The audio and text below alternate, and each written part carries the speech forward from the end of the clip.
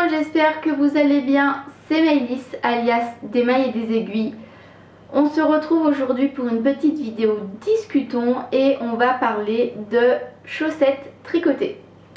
Et oui, je vous avais promis une petite vidéo dans laquelle je vous raconterai comment je suis venue à tricoter des chaussettes, où je vous donnerai tout plein de petits conseils et où je vous parlerai un petit peu du matériel, de la laine, etc. etc. Donc c'est ce qu'on va faire aujourd'hui, mais avant tout je voulais vous présenter le pull que je porte parce que j'oublie souvent de le faire. Donc c'est le pull Secret of Life de Marzena Kolachev que j'ai tricoté l'année dernière avec de la laine qui vient de chez Heidi Heidi. C'est sa base en alpaga cachemire soie je crois et c'est de la déca. Donc comme d'habitude j'ai mes petites anti-sèches, mais cette fois-ci elles sont dans un petit carnet qui est vraiment en raccord avec le thème, qui est un carnet qui m'a été offert par Charline, donc qui est aussi l'illustratrice sous le pseudo Charline MZD. Et du coup, hop, j'ai mon petit plan de tout ce dont je veux vous parler. Alors, ça va se découper en plusieurs parties. J'ai essayé de faire ça un petit peu de manière construite parce que je voudrais faire un article de blog associé. Et du coup, c'est plus simple pour avoir une trame de ce que je vais écrire si elle colle également à ce que je vous ai dit dans la vidéo. En premier lieu, je voulais vous parler de mon rapport aux chaussettes, ce qu'il était avant et ce qu'il est maintenant. Il faut savoir que quand je me suis mise à tricoter, donc il y a maintenant un peu plus de 5 ans, bientôt 6, j'avais envie de tricoter des châles, des accessoires de type bonnet, écharpe, châle du coup, mais également des vêtements, donc tout ce qui va être pull, gilet, etc. Mais alors les chaussettes, ça ne m'attirait mais pas du tout. Et je m'étais toujours dit, non mais je comprends pas cet engouement pour justement le tricot de chaussettes. Et vraiment quand je voyais les filles faire je ne sais combien de paires, je me disais mais c'est pas possible, enfin elles sont bizarres. Et voilà, et du coup je me suis pas vraiment penchée sur ce type de projet jusque l'année dernière.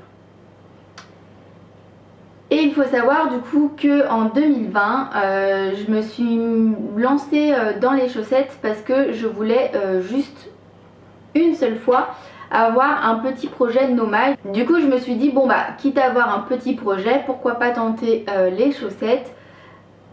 Tu connais pas, ça changera et puis du coup tu pourras vraiment te faire une idée là-dessus. Et force est de constater que j'ai adoré tricoter ce genre de projet et que j'en ai tricoté 7 paires pour moi l'année dernière, sachant que j'ai commencé en mai. Donc globalement ça fait une paire par mois. Et voilà. C'est vraiment l'adage de il n'y a que les idiots qui ne changent pas d'avis. Je suis complètement d'accord parce que pour le coup je m'étais dit jamais jamais jamais. Et puis regardez maintenant faut bien voilà, on est devant le fait accompli. Je tricote des chaussettes. Et j'aime ça, c'est le plus important. Du coup je vais vous parler un petit peu du matériel qu'il faut avoir pour tricoter des chaussettes et le matériel qui n'est pas forcément indispensable d'avoir. Il faut savoir que le tricot de chaussettes ça demande pas grand chose. Au tout début vraiment quand on veut tester et se lancer, il vous faut simplement une paire d'aiguilles de la taille recommandée.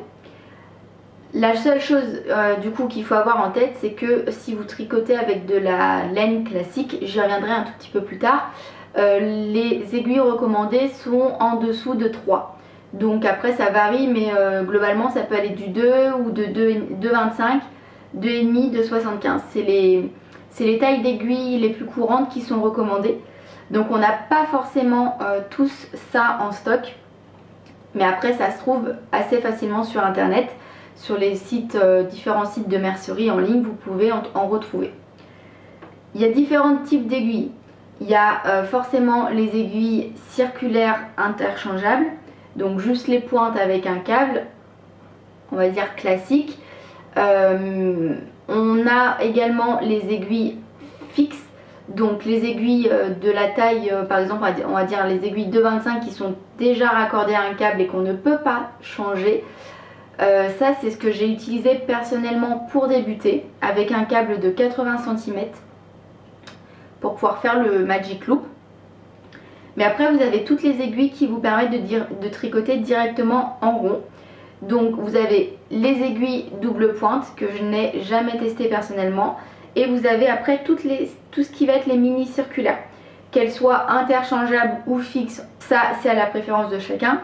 Mais quoi qu'il en soit, vous avez des aiguilles qui sont montées sur des petites aiguilles qui sont montées sur des petits câbles qui font environ entre 23 et 30 cm et qui vous permettent de tricoter tout en rond d'un seul coup. C'est à votre convenance, il faut tester je pense pour savoir ce qui vous convient le mieux. Mais comme je vous le disais précédemment, moi j'ai débuté avec des aiguilles fixes de 2,25 mm avec un câble de 80 cm de la marque Shogo. Quitte à passer une commande, je les avais commandées chez Lily comme tout, j'ai en même temps commandé les aiguilles 2,5 mm. Je m'étais dit si jamais c'est pas forcément la tension, 2,25 je n'avais pas, 2,5 non plus, par contre j'avais 2,75, donc du coup ça me permettait d'avoir trois tailles et de pouvoir voir ce qui me convenait le mieux. Maintenant vous en avez d'autres également, je sais que Adi font des kits qui s'appellent les Crazy Trio je crois. C'est 3 aiguilles qui permettent en fait d'allier le tricot directement en circulaire avec la technique des doubles pointes. En fait il y a 3 aiguilles et dans ce cas là je vous invite à aller voir directement sur leur site parce que je ne les ai jamais utilisées et je ne saurais pas forcément trop vous expliquer comment ça fonctionne. Mais sachez que ça existe. Ensuite, dans le matériel non indispensable, vous avez tout ce qui va être bloqueur de chaussettes. Donc personnellement j'en ai, je vous mets une petite photo de ce côté de ceux que j'ai. Ce sont des bloqueurs qui m'ont été faits par mon papa et donc sur du bois, enfin tout simple.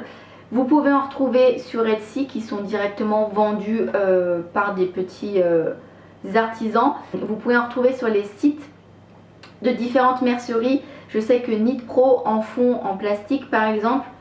Enfin bon, il y a tout un éventail de bloqueurs à chaussettes. Mais c'est pas quelque chose qui est indispensable, c'est sûr que c'est mieux pour bloquer ses chaussettes une fois qu'on les a lavées. Enfin, c'est pas parce que vous n'allez pas les mettre à bloquer sur un bloqueur de chaussettes que vous ne pourrez pas les porter. Du coup, je vous invite, si jamais vous voulez aussi vous les faire vous-même, à chercher un patron sur internet. Je vous mettrai ce que moi j'avais marqué ici pour trouver les gabarits. Et après vous pouvez les faire si vous êtes bricoleur en bois. Je sais que j'en ai déjà vu qu'ils les avaient fait en carton puis recouverts de scotch pour pas que l'humidité de la chaussette qui sort de l'eau en fait rentre et pénètre dans le carton. J'ai vu des filles également les faire avec des sets de table en plastique. Bref, voilà, sachez que vous pouvez, si vous n'avez pas envie d'investir, vous les fabriquer vous-même. Ensuite, j'ai également vu à plusieurs reprises un accessoire qui ressemble à une règle en fait qu'on insère dans la chaussette pour mesurer là où on en est et puis pour savoir à quelle pointure ça correspond.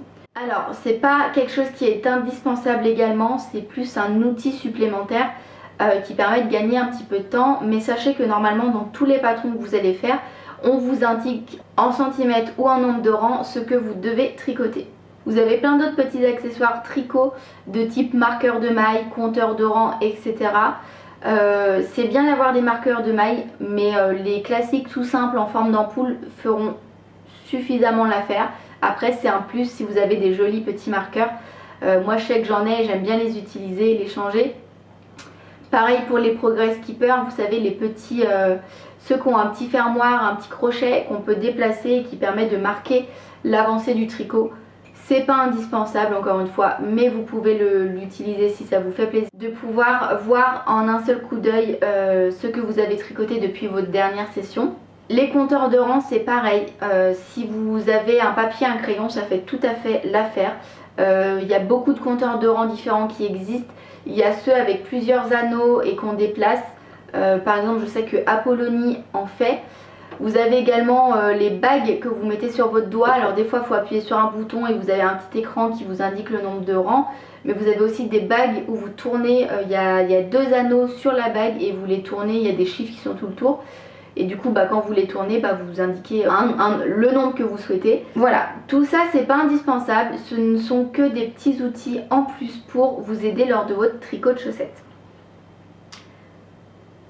Pour passer à la laine, alors la laine qui est la laine classique, on va dire la laine à chaussettes classique, c'est une laine à chaussettes qui est normalement de taille fingering, voire light fingering, donc qui fait 400 mètres pour 100 grammes ou 425 mètres pour 100 grammes, par là, et qui contient du nylon.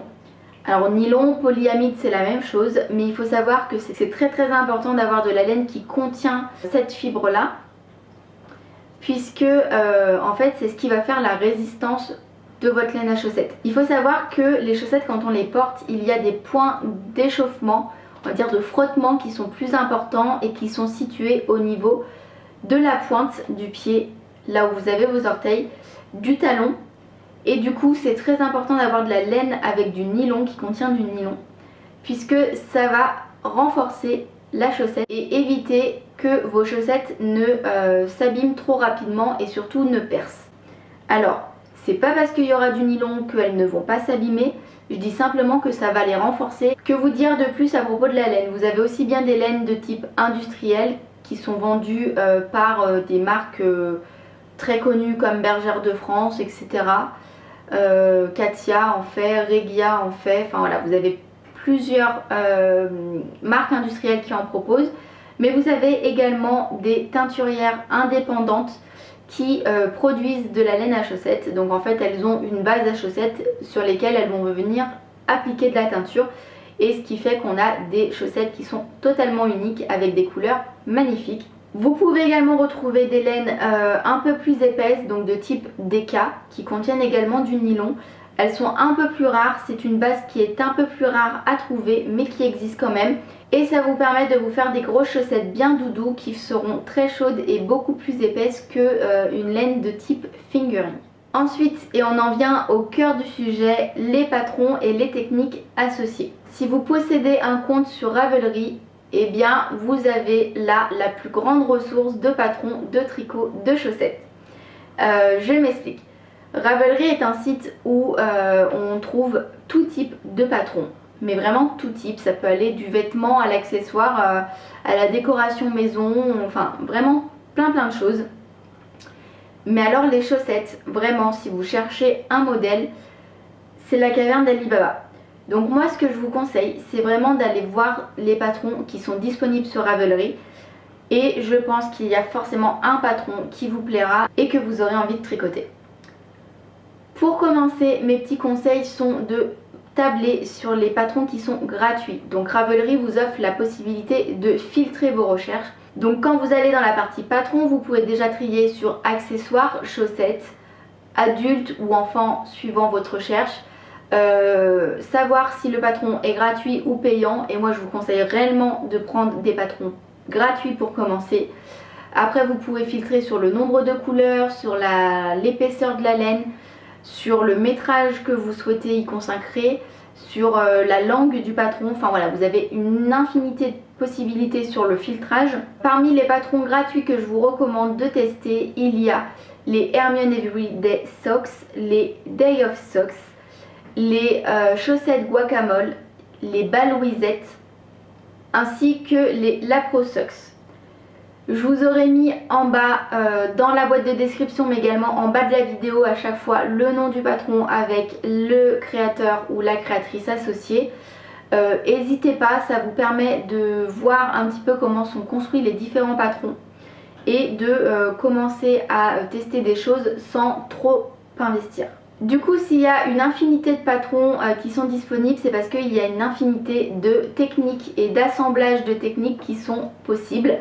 Il faut savoir que les chaussettes, on peut les tricoter soit en partant des côtes de la cheville vers la pointe des orteils, donc c'est ce qu'on appelle la technique des cuff down, ou alors on a la technique où on commence par les orteils et qu'on remonte vers la cheville, et ça s'appelle les toes up. C'est deux techniques différentes qui, moi j'ai pas de préférence honnêtement. Il y en a qui vont vous dire moi je suis plus cuff down et moi je suis plus toes up. Je pense que ça dépend de chacun et encore une fois, il faut vraiment que vous testiez pour trouver la technique qui vous convient. Si seulement on pouvait s'en tenir à ces deux techniques-là, ça serait bien, mais non. Il existe une multitude de montages de mailles, tout dépend si vous les tricotez par la pointe ou par les côtes, de rabattage de mailles, encore une fois, ça dépend dans quel sens vous les tricotez, de talons, toujours pareil, et en plus dans les talons vous avez aussi différents types de talons. Donc là je vous mets une petite photo avec 3 différents talons. Vous avez le talon renforcé qui est personnellement mon préféré parce qu'en fait on fait des augmentations avant qui permet d'élargir le passage du coup de pied et je trouve ça très confortable. C'est également celui qui a priori est le plus résistant puisque renforcé pour tout ce qui est frottement. Vous avez également le talon après coup qui lui a l'avantage de permettre de tricoter un seul tube de jersey et de venir placer le talon après à la fin du tricot. Vous avez également le talon rang raccourci, donc il en existe aussi plusieurs qui sont des fois des talons qui ont été inventés par les créateurs de patrons.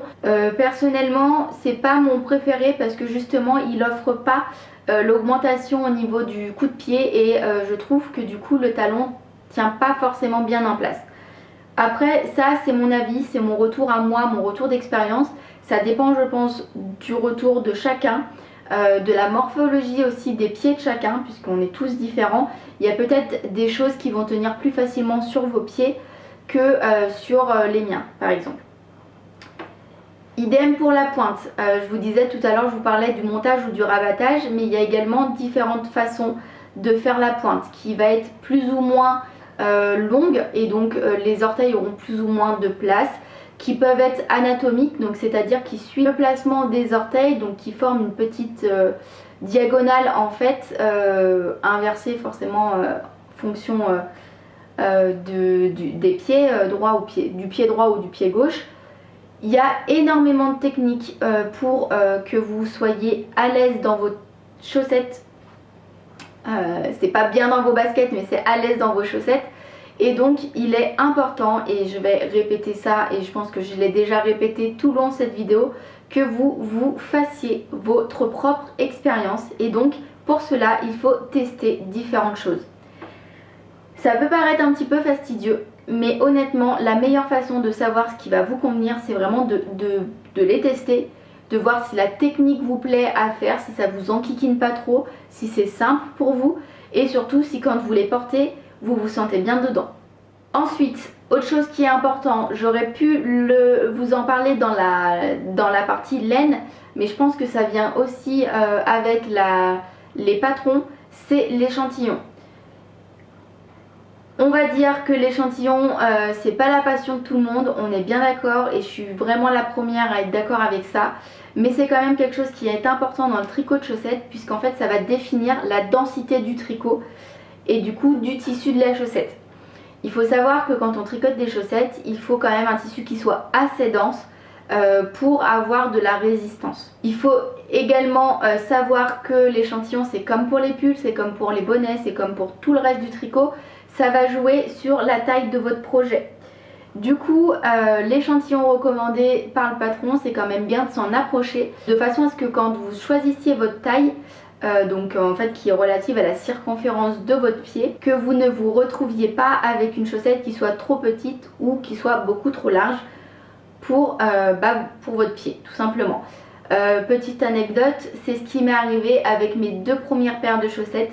Je chausse un 38, j'ai un tour de pied de 21 cm je crois et j'avais commencé à tricoter des chaussettes en 56 mailles ce qui s'est avéré beaucoup trop petit. Et après j'ai fait des chaussettes en 64 mailles et en 2,5 et ce qui était beaucoup trop grand.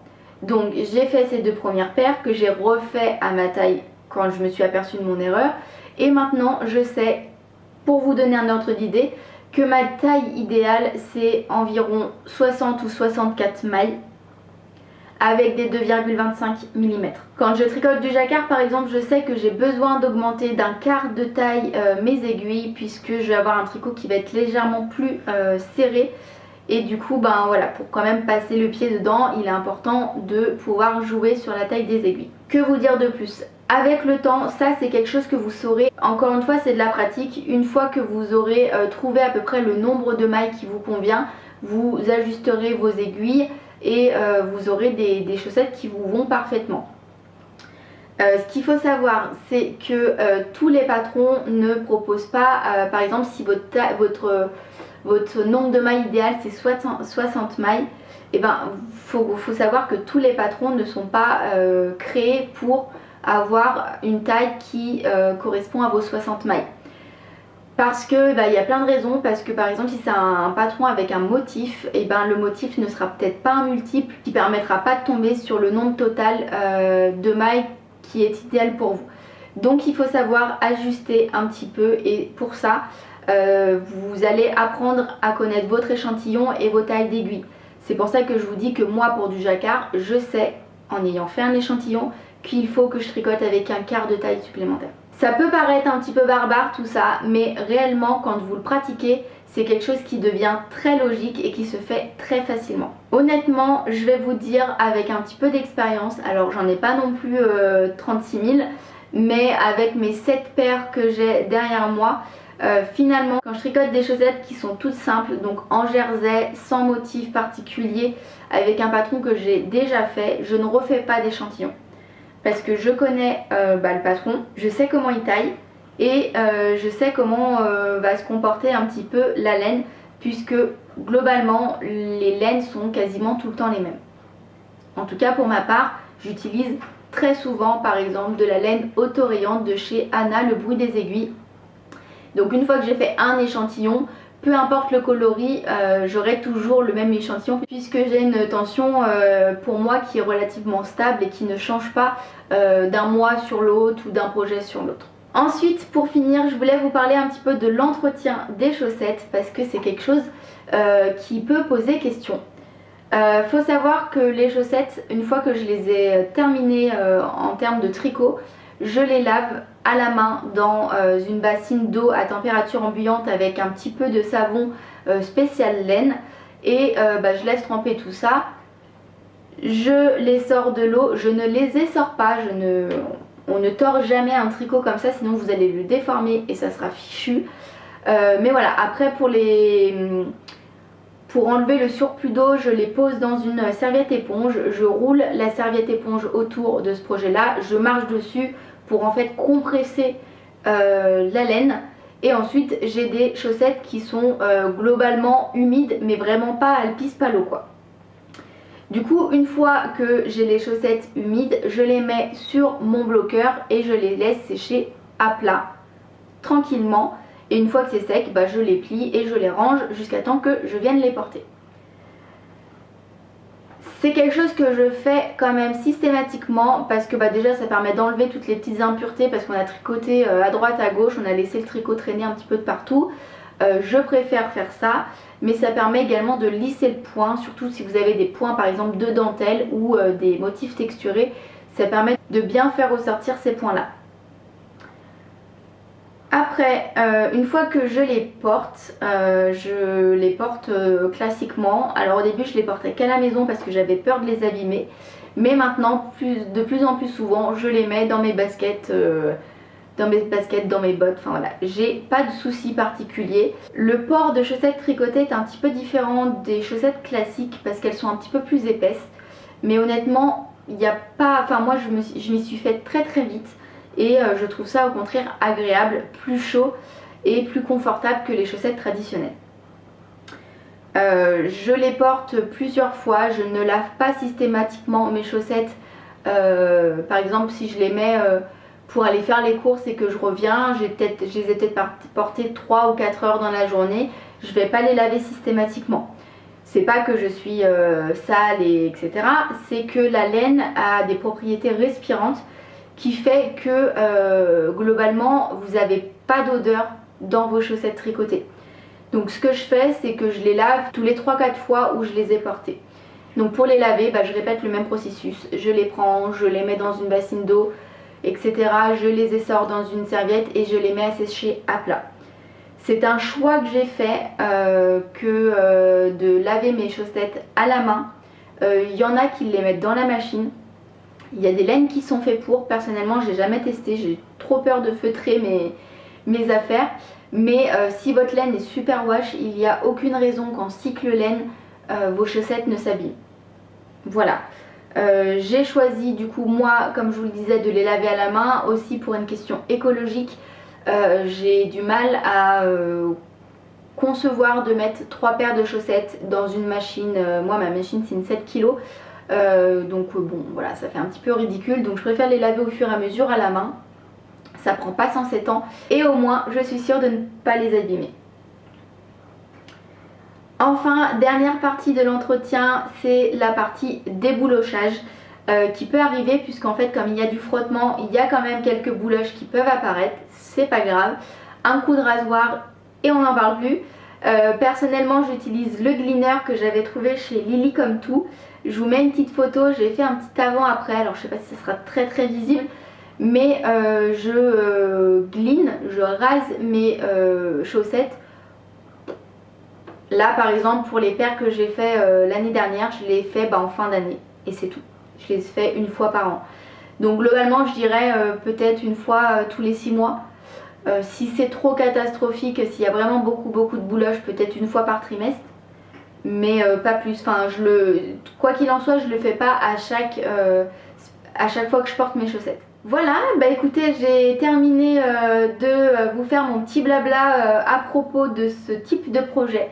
J'espère qu'il vous aura plu. Je vous ai vraiment donné tous mes conseils, tout ce que moi j'ai pu expérimenter en matière de tricot de chaussettes. C'est mon avis personnel, on peut ne pas être d'accord, ne pas avoir les mêmes techniques, etc. J'en suis totalement d'accord. D'ailleurs si vous avez d'autres astuces, n'hésitez pas à les mettre en commentaire de cette vidéo.